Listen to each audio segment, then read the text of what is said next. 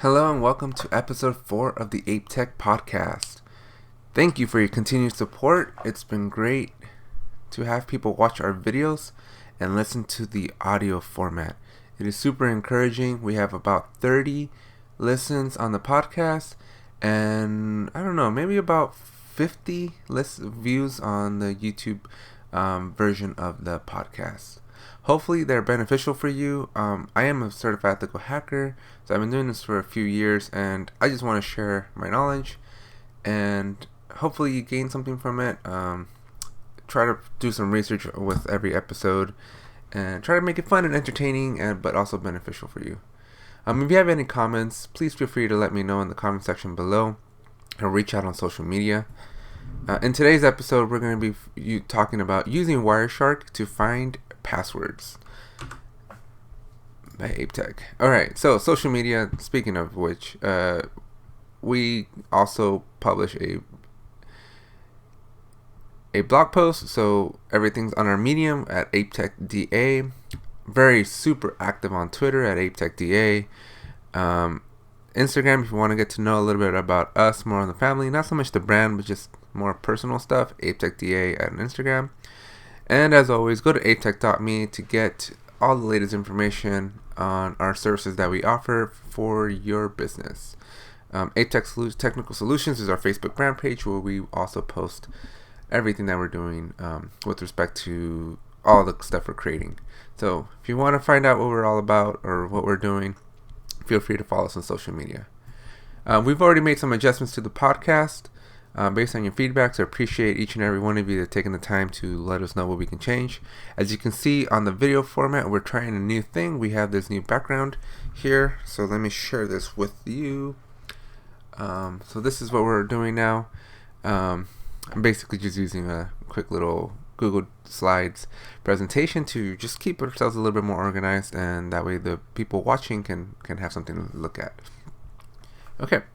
We've also enabled voice messages on Anchor, which is our sponsor. The tool that we use to create our podcast. But they're also going to be our sponsor because I just recorded our first ad for Anchor. So hopefully it shows up at some point. And regardless, voice messages, link in the description of this episode. So if you want to call in, if you have some questions, if there's something that we can answer for you specifically, feel free to use the link in the description and we'll get to it on the next episode. Alright, so as I mentioned at the beginning, in this episode we're going to be talking about using Wireshark to find passwords. We'll start with an introduction. So Wireshark is an amazing tool that is typically used for monitoring network traffic. It is completely free. I believe it's open source. But it's super duper powerful, and it's capable it has bigger applications than most people think. At work, we used to use it just to monitor like spamming of logs and stuff like that, but there's so much more that can be done, and there's a lot of books out there that you can look up or purchase and learn about the tool. The tool, again, like I mentioned, is completely free, which is one of the reasons why I love it. Not is it just powerful, but it's super free, so it doesn't get any better than that. And there's a lot of things that you can do from a network's perspective. But since this topic is specific for passwords and Wireshark, you can literally, again, people write books on Wireshark. You can spend an entire episode talking about just Wireshark. We're going to focus just on using Wireshark for passwords. So if you're interested in Wireshark, let me know in the comments and social media. We can, again, do much more episodes on the topic of Wireshark, but for now we're just going to limit it to passwords.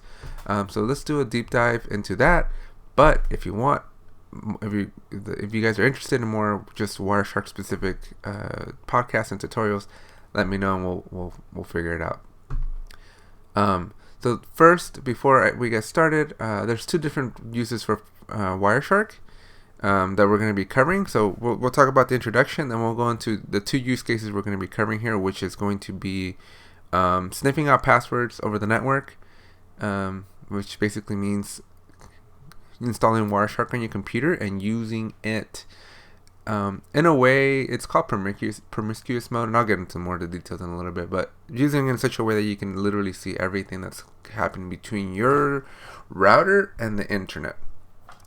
And then the other way is how to capture images that potentially contain passwords. So we're going to get into that, but let's start with the introduction. So since Wireshark, though, is a very visual tool, I'm going to do my best to describe it for the audio folks. I'm going to try not to have too many pictures up other than just a PowerPoint. So I'm going to try to just describe and visualize things as best as I can. But if anything, just head on over to our YouTube channel and you'll see the video there with all the presentation material. So first, if you haven't downloaded Wireshark, it's a free tool that can be found on wireshark.org. I recommend getting the latest stable build, but if you're feeling lucky, get whatever version you want. There's a lot of documentation and training and tutorials on the website already available to you for free. So feel free to give them a watch. I won't go into many of the details in this episode, but you should still be able to follow along with the discussion, even if you've never used Wireshark before. So once you install and fire up Wireshark, the first thing you're going to want to do is start listening to your network of choice. Most computers will have at least a Wi-Fi or an Ethernet. My computer, it's a desktop, so I only have an Ethernet connection, which is basically that thing that plugs into the back of your router. Or if you're on the Wi-Fi, it's obviously the Wi-Fi. So you're just going to have to select which network you want to listen on. Okay? And as soon as you do that, you're just going to immediately see like a bunch of information just flowing on the screen, just crazy, just going scrolling, because as you can imagine, the internet happens very quickly. So you don't have to pay attention to anything just yet. Just know that once you're listening and you start seeing the traffic flowing, that's perfect. Okay. This traffic that you're seeing here, though, is just coming in and out of your computer. So it's all the interactions that your computer is doing through the network. So if you're like listening, if you're watching Netflix, you're gonna see all these Netflix calls going out to like Netflix servers. If you're like shopping on Amazon, you're gonna be seeing all the calls going to Amazon.com to basically serve up the websites that you're seeing on your computer. So nothing fancy. It's just literally just showing you in a very, I'll call it nerdy way, what your computer is doing on the internet. And you also have to remember that the internet was created decades ago, right? And it was a very simplistic system that they set up, which is why the internet is so hackable, because the folks that created this thing, they just needed to communicate long distance digitally, but they didn't really think about the implications of such a simplistic architecture would have on people. So we could talk about that in another episode too. Okay, so once we have traffic going through, you're going to see a bunch of stuff. Go ahead and open your browser of choice and head on over to a website that does not use encryption. So what do I mean by encryption? If you go to most modern websites, you're going to see, and let me just pull it up for the viewers at home here, even on Google Docs, right? You're going to see a quick little lock. I'm in Chrome, so you're going to see on the upper left side next to your web browser or URL, you're going to see a little lock. That means that this website, if you were to copy paste it, let's not copy paste that one, but if you were to copy paste, let's just go to Google, right? So Google's encrypted. If you copy and paste it in here, you'll see the HTTPS. That means that the traffic is encrypted. So what that means is when you see the traffic, so if I hit, I don't know, cats here, this traffic, you will not see me looking up cats. Because it is encrypted, you're going to see the communication going out to Google's IP addresses, but the contents of that communication, you're not going to be able to see. However, if you're in a non-encrypted website, and trust me, as I was preparing for this episode, it is like nearly impossible to find an unencrypted website, which is great because you don't want to be really visiting websites that are unencrypted. But Bing back in the day used to be unencrypted, but apparently they decided to encrypt it. But it used to be so that if you came to Bing and you typed in cats, the same thing, and you hit enter, because, oh, sorry, I went too fast. And I guess with Google too. But you see how when you're doing your query, it auto completes. It kind of tries to figure out what it's doing. Because of that, every character you type into your browser actually goes and makes a call out to the servers, right? So you'd be able to see if this website were unencrypted. And again, I apologize, I could not for the life of me find an unencrypted website to show you this. But trust me, if you were ever to find one, and thankfully it's hard to do because this is such a huge vulnerability, you'd be able to see the www.bing.com, right? And then you'd see C, and then A, and then T, and then S. You see every character as it went through the network, and then it would return the results, right? So you'd see all this communication, but specifically, you'd be able to see the characters that you type, okay? And this is where the key of this whole episode here is. When you see the characters being typed letter by letter, and let's just assume that, I don't know, Wells Fargo was unencrypted for whatever reason, right? You, over the network, if somebody's listening, right, they could see you type in WELL. How do you spell Wells Fargo? WELLSFARGO.com, right? So you'd see those characters.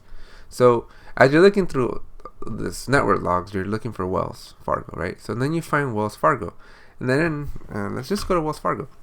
If you go to Wells Fargo, you're gonna see that there's a username and a password right off the bat. So then you'd be listening for a username, right? So you'd be looking for something that looks similar to a username, and in all the traffic, things stand out, right? Because they're not going to be your typical network like traffic. You're going to see unique characters that are going to be repeating. So if your username is Timmy333, you're going to see T, T-I, T-I-M-M, T-I-M-M-M, T-I-M-M-Y, right? So you're going to see these characters that's going to be very blatantly obvious for an attacker that you're typing in a username. And usually after you type in the username, the password follows. So that's the key part, right? That's where you're looking for. So once you're finding all these patterns, you know you went to a bank, you know you went to somewhere juicy, I'll say, that has a potential for you to input passwords. Then comes the easy part, because now you're just looking for a username and a password, and it's going to be pretty obvious when you type those in. So even to the untrained eye, it's pretty easy. I'll include a link in the description of this episode so that you can go and do your research on it, but you can kind of see examples of the internet on how all this looks.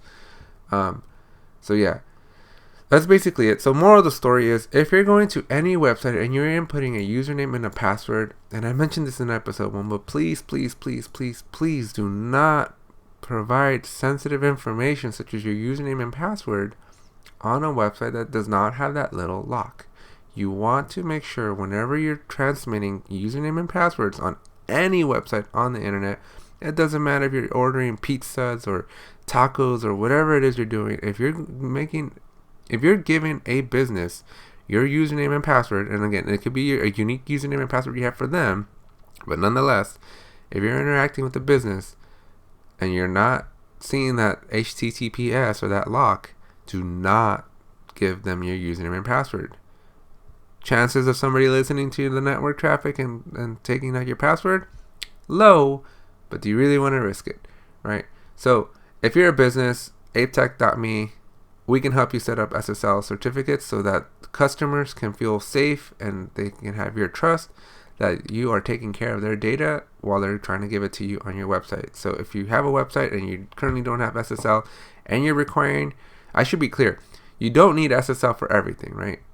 It's perfectly fine to serve up a landing page with no SSL in it, or encryption or security, or no lock, right? Because you're not asking for information from the user. But the second you start asking usernames and passwords and even addresses or phone numbers or emails, you want to be protecting your customers, potential customers' information. So just be safe. Okay. So that pretty much wraps it up with that topic. So why don't we go on to the next topic, which is capturing images. So Wireshark, when it's listening, it's capturing everything, not just like the network traffic. Obviously, the network traffic you'll see it in plain text, or if not secure, and you'll see it encrypted if secure. But another cool thing is every time you like do a Google image search, or if you're on Facebook and you're looking at images, all of those, except, again, the caveats are, it doesn't do it effectively if you are using HTTPS.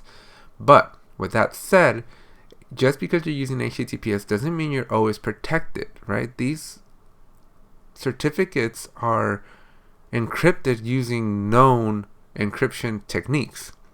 So if an attacker really, really wants to get to it, they're going to figure out how to reverse engineer that encryption technique and have the key. And if they have the key, then they can unencrypt. And so you're not always going to be 100% safe, right? That's why I keep preaching this whole security by layers. But if for the most part your images will be safe as long as the website is HTTPS. But if you were to go to a website that is not HTTPS and you're looking at pictures, or you're uploading pictures, or you're downloading pictures, or there's any kind of interaction with pictures, Wireshark can capture that stuff too. And so what happens is you'll be able to filter in Wireshark with all the traffic coming in. You can just filter on the keyword JPEG, right? And then it's basically going to get rid of all the other traffic. Well, before I get this far, at this point to do the JPEG query, it's easier to just stop capturing. So let's say let's just say you set up shop at a Starbucks, and you set up your own Wi-Fi network that says Starbucks. So you basically create what's called a man in the middle, right? And so people, instead of logging into the real Starbucks, they're logging into your Starbucks, and you're just listening to all the traffic, right? And so let's just say you spend 30 minutes in the Starbucks, and 30 minutes of that time you captured all this traffic, and then you just take it home to digest and analyze later. So you're not having to do this on the fly. So somebody can just literally be parked outside your house.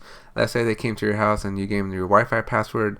They're able to get on your network, and then they're able to go in promiscuous mode and just see all the traffic from all the devices in your house, all the interactions they're doing. So second, we're going to do an episode much later, but guest passwords for your guest Wi-Fi, if you don't have one, get one. Don't be giving people, specifically like friends and stuff like that, your Wi-Fi password to your personal Wi-Fi, right? You want to always, if your router allows it, and most modern routers do, and I don't want to digress too much, but if your router allows for guest Wi-Fi, set it up, have a separate password that is completely unrelated to your personal one, so that when people come, they have not only restricted access, but if they were ever able to come in again, they would not be able to see your traffic without you knowing that they're even there.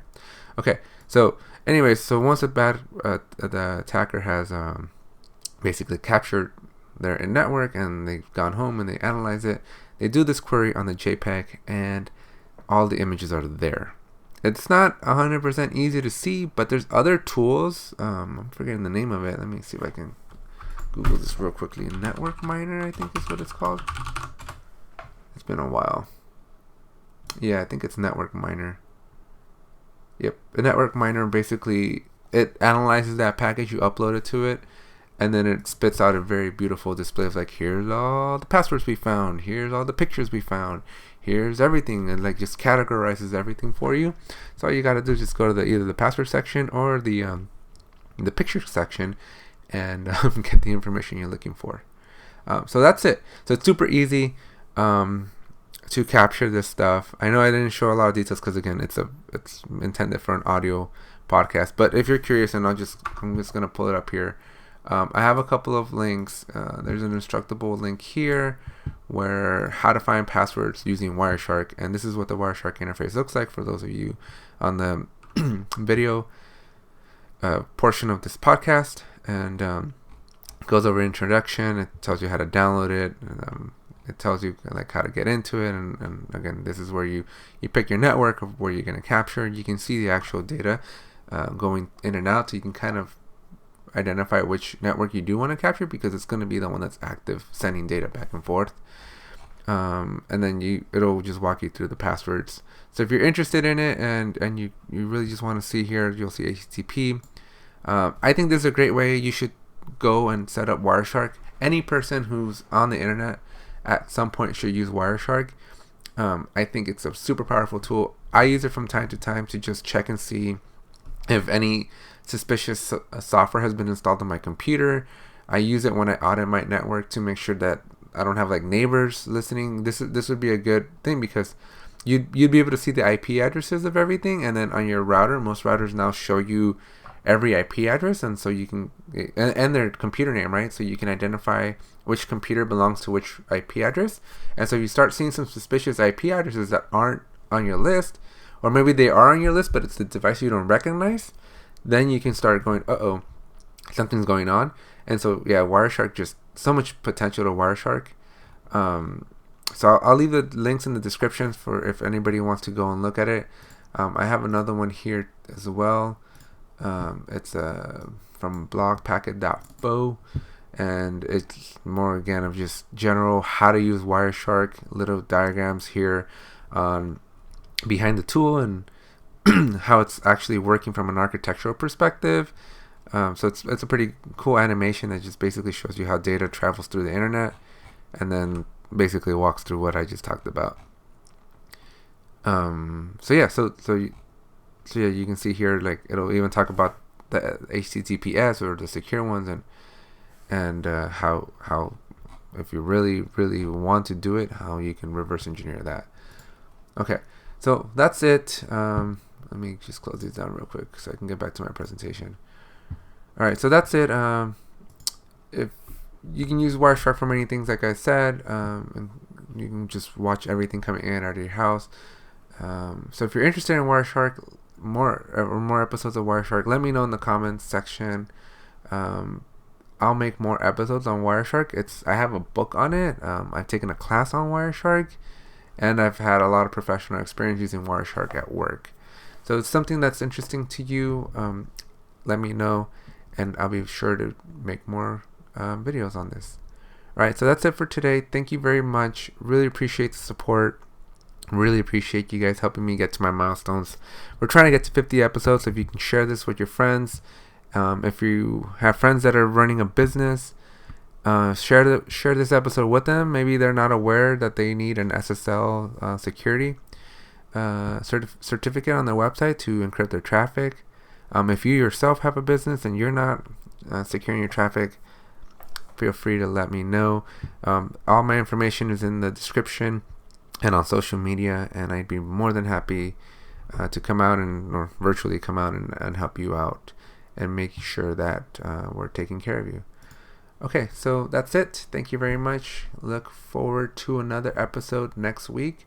I'm thinking of doing either how to crack a password or passwords for your students. So if you have a student that is, or a child that is at home and they're interacting on the internet through Minecraft or Roblox or through their online schooling, they most likely have some sort of a password.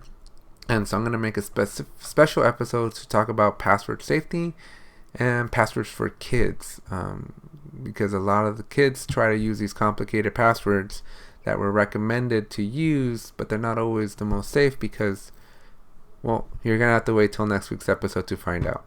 So thank you very much, and see you next week. Bye.